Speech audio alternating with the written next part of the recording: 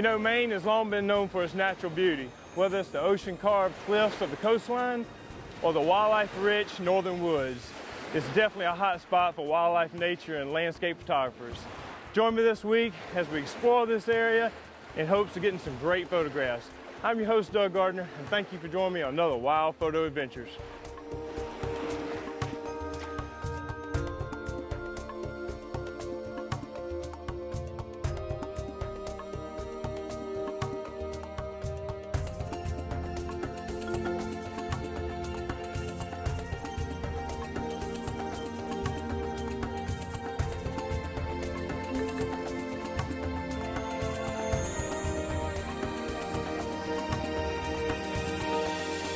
Well, after a long trip, we finally made it up here to the beautiful northern woods of Maine.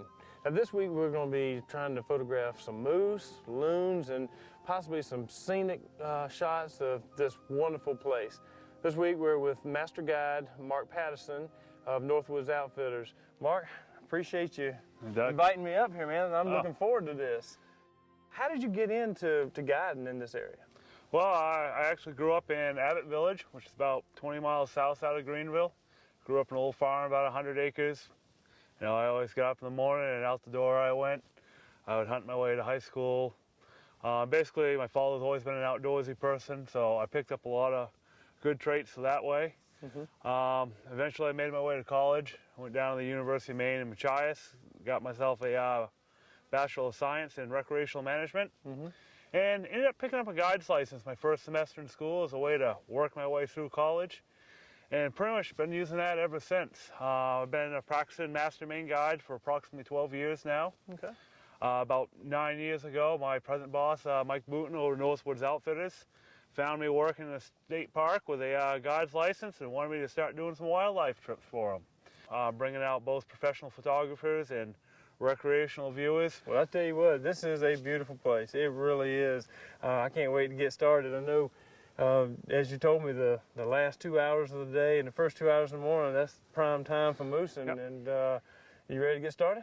Let's get going. All right, let's do it. All right.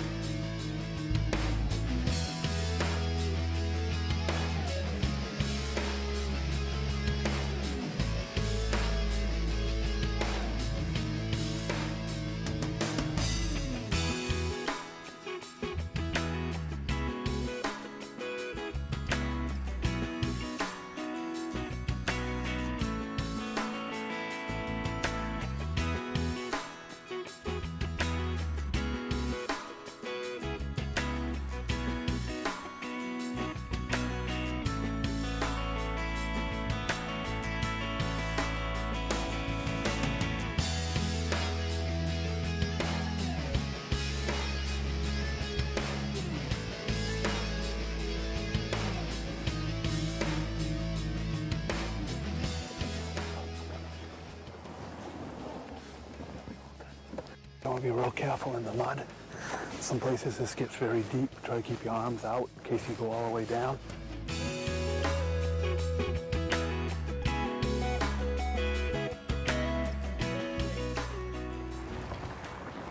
tell you, if it wasn't for bad luck, I wouldn't have any luck at all. This is our second morning. We've only seen one moose. Only got 1 or 2 shots of that yesterday morning. That was in the rain. But this area of Maine is known for a very high concentration of moose. But what we're fighting right now, we're fighting high winds, a full moon, and a lack of bugs and insects, mosquitoes, flies. That is what causes the moose to move out of the forest and down here into the water. The other thing is the aquatic vegetation that they're eating. That hasn't changed. However, the bugs was one of the things that really moves them out of the forest and into the water. And the heat, we don't have the heat. As you see, I'm bundled up in a long sleeve parka, and here it is midsummer. It's quite chilly this morning. Anyway, we're in a little back bay, and we're waiting on a big bull moose to come out on the other side over here. We've been here since about an hour before sunrise. No sign of him yet. and it really is looking kind of doubtful with this wind. Later it gets in the morning, the higher the wind's getting. But we're gonna wait it out a little bit longer, see what happens.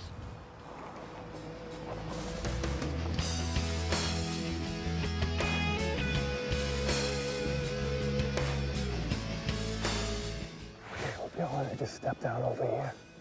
It's like a young shoreline.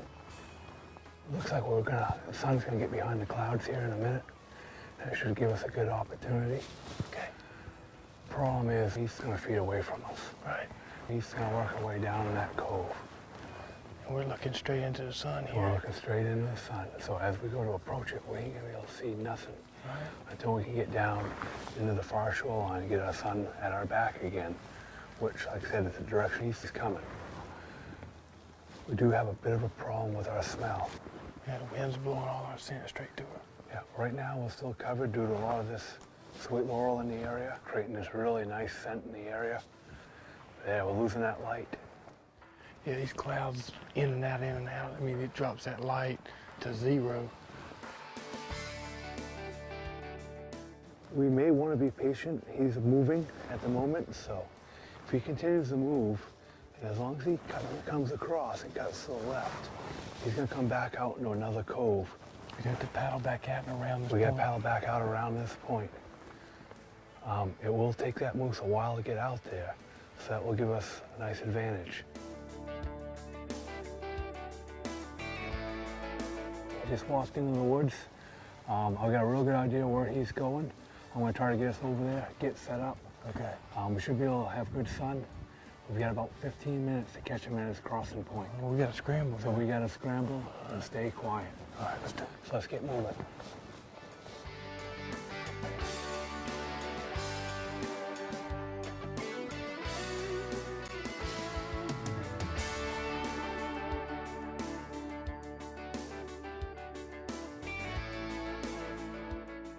As you notice right now, there's a real bright highlight in the background and the moose is standing in the shade right now.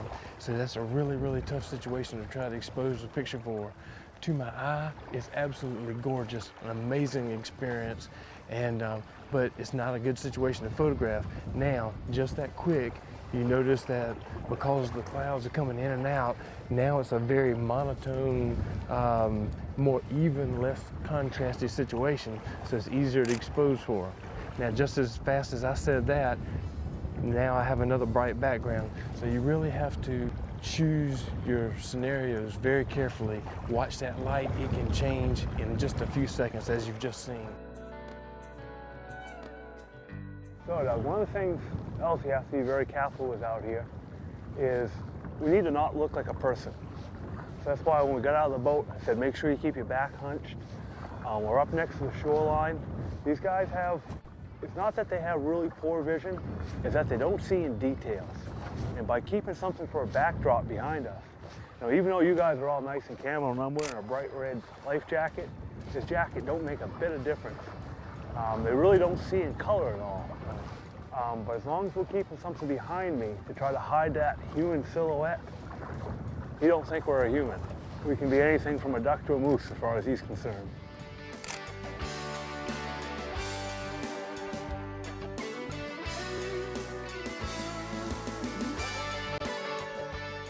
The reasons he's out here after this particular type of plant is because this plant is salty to the taste.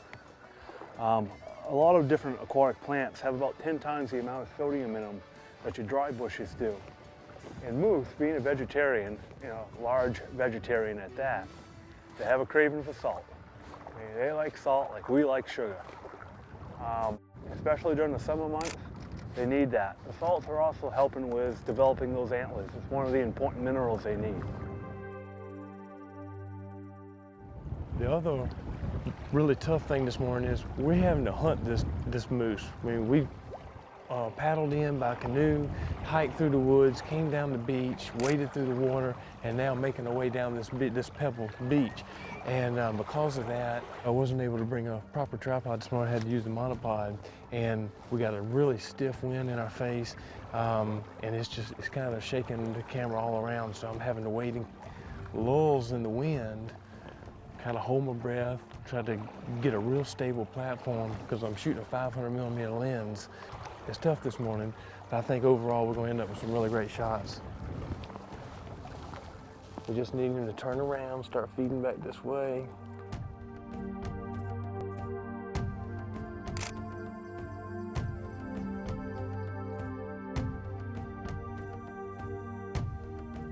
I think we're gonna wanna move. Like I said, don't move when he looks at you. We wanna get up just to this next point. Okay. He's gonna into the woods just up around the corner where we can't see. Oh, oh, oh, oh, oh.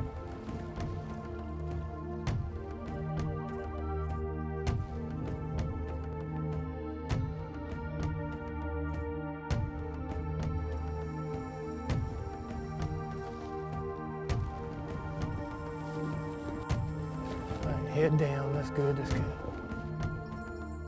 I'm always focusing on the eye. That's the most important thing when you're shooting animals. Make sure that eye is tagged sharp.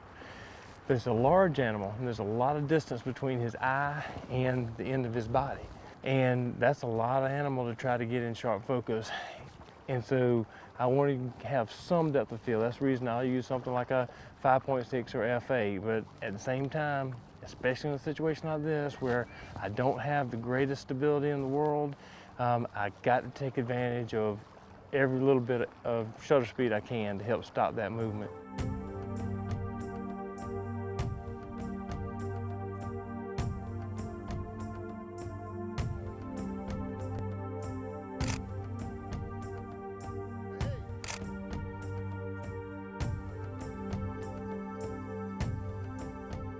The light's not cooperating. The longer we stay here, the heavier the clouds are getting. And technically the sun is on the other side, so it's a backlit, cloudy day, which is absolute horrible. I never really got the shot that I wanted, the backlit shot of the water streaming off of his mouth with the nice specular highlights, but you know, that's the way it goes. I tell you, with wildlife, you can't really get in a hurry. Wildlife photography can be the most rewarding thing you'll ever do in your life. It can also be the most frustrating thing you'll do in your life. When the magic happens, there's nothing greater. There's no greater experience. When light is perfect, the opportunity's perfect, background, everything's working. You know, there's just no better experience for me personally. But there's moments like right now when it gets really, really frustrating. We spent 2 days in an area that is absolutely loaded with moose, just extremely high concentrations of moose and big moose. And we've been looking for 2 days, and the only moose that we've seen were on the side of the road at night, heading back to the hotel. And then we get out here this morning, the sun pops out early. It looks like it's gonna be a promising morning. We get a nice bull in a beautiful situation. Then the weather starts moving in on us. But that's the way it goes. Wind's really starting to pick up right now. And we got a long paddle back through this into the wind. Let's ride.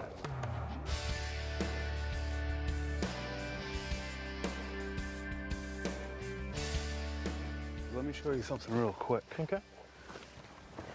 Now, Maine woods are actually full of all kinds of stuff to eat if you know what to look for. Right here is probably one of the nicest tasting berries you're gonna find anywheres and nobody knows about. It's a creeping snowberry. Grows on a little vine. That's small. Try that. Tastes like a whole I can stick eat that? Yeah, tastes like a whole stick of winter fresh gum. Oh my gosh. It's like I popped a lifesaver in my mouth or a cert or something. That's incredible. Yeah, it's very hard. You gotta actually flip the little vines up to find them on the bottom, and there's a nice little patch. That is unbelievable. Yeah, very strong flavored. We also have another fairly neat plant here too. This stuff is your sphagnum moss. They use this a lot in gardening, but this is why the Native American babies didn't have diaper rash. This is what they wipe them with. Really? It had a really low pH of about 1.9. Oh, it's soft too. Yeah. Wow. You can make a great bed for out camping, but from a survivalist point of view, even this stuff feeling fairly dry to the touch, Wow. I'm able to get a little bit of water out of this. And that's clean water. And that's clean drinking water. After a rainstorm, this stuff will absorb all that water, and it holds about 100 times its weight in water. So it's a great source for water storage. You can find enough water between the berries and the sphagnum moss to keep you alive. That's incredible. That is incredible. There's lots of neat stuff out here. It is.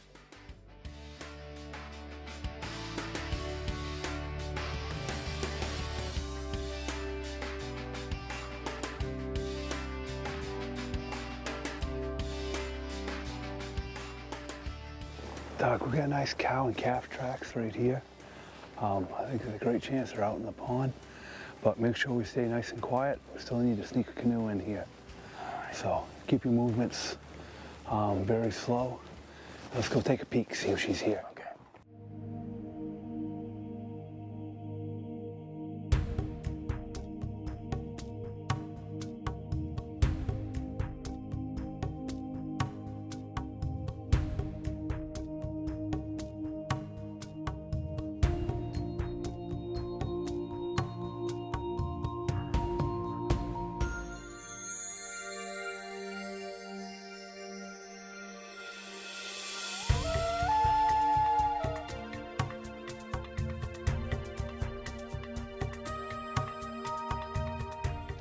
This could be a nice silhouette shot if that fog will just lighten just a little bit. It's heavy fog. It's got a potential for a really nice shot here, but I don't know if it's gonna lift in time. As soon as that sun hits those moose, that fog should come off. This is a beautiful situation. We've got a cow and a calf out there just feeding. They seem to be really relaxed. You know, when we paddled in real quiet, we had that cover of the fog so they couldn't see us. And we just slipped right in here on them. Look up here to the right, Loons. That was nice. This is fantastic, Mark. I mean, how often do you get the loon and the moose in the same shot? Absolutely gorgeous. Great opportunity right now. This is fantastic. The fog is a little thick still, but it is absolutely beautiful scene. I've got loons swimming back and forth in front of the moose who are feeding here on the edge of the lake. And I'm trying to get as much f-stop as I can so I can get the loons, which are in the foreground, in sharp focus, and try to get some kind of definition in the moose that's standing in the background. But the light is still low, the fog is obscuring the sun, and it's really making exposure kind of a problem. So I'm shooting 1/25th of a second at f8 at 640 ISO, and it's still marginal. In fog situations, sometimes if you intentionally underexpose the scene a little bit, it seems to help you cut through that fog and give you a nice crisp definition to the scene.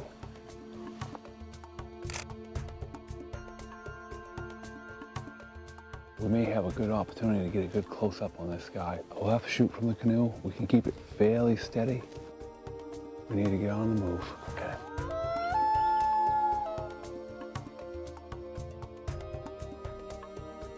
Mark, this is absolutely incredible.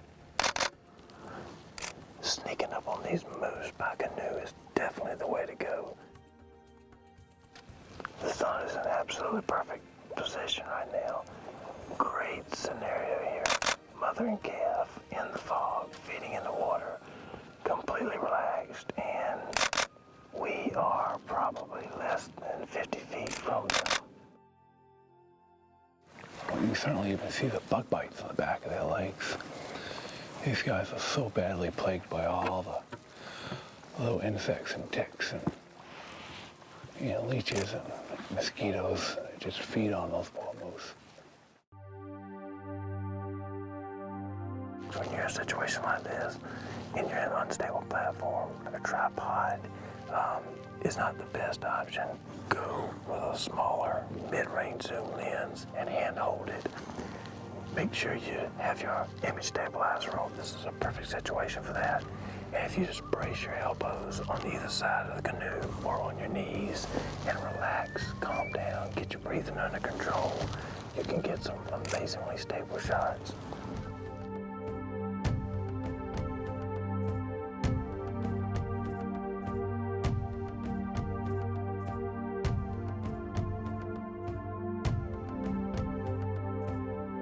We took the canoe and paddled all the way around the pond and came up on this other side. And now we're waiting on them to continue through the point of the woods on this little peninsula that sticks out in the pond.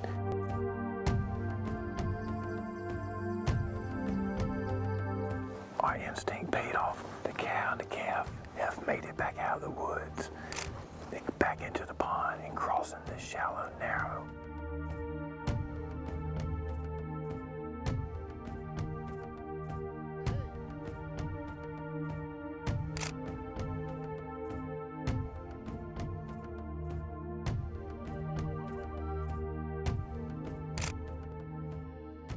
Beautiful calf in the background, shaking. Oh, that was nice. Oh, look at the bugs all over her back. Gracious. This is fantastic.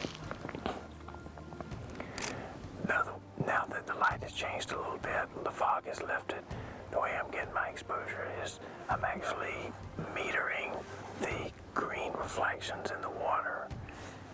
And that's giving me a base exposure of 500 at 9 with the 500 ISO.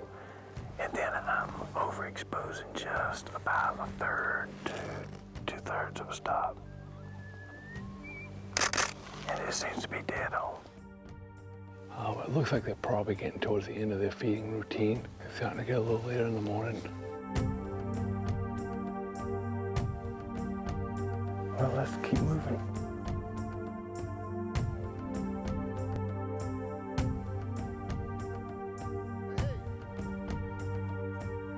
Well, those are absolutely beautiful birds.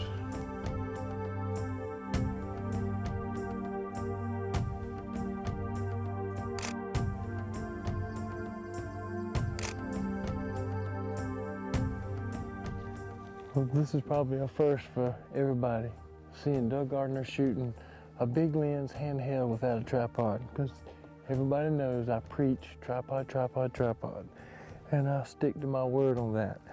However, in this situation, we're having to move quickly. We're having to be real mobile, get gear in and out quietly. We're in a canoe, so they're a little bit tippy.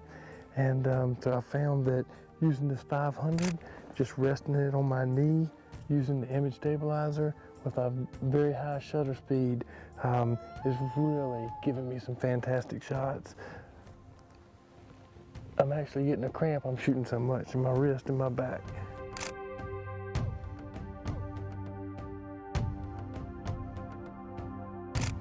Maine is such a wild place, and there's so much to photograph here.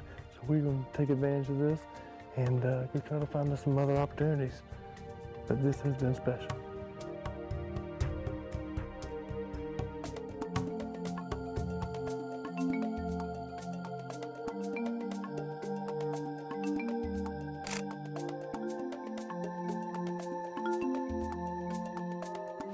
Unfortunately, that's all the time we have for this week, and we haven't even scratched the surface of all that Maine's northern woods has to offer.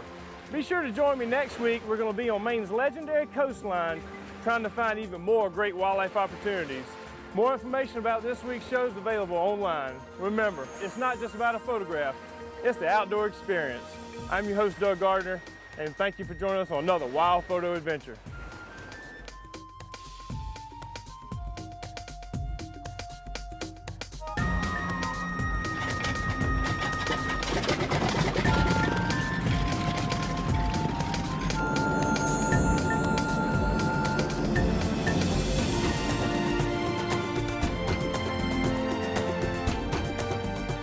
Make lemons out of lemonade. That's not right. Thank you for joining me on another wild photo adventure.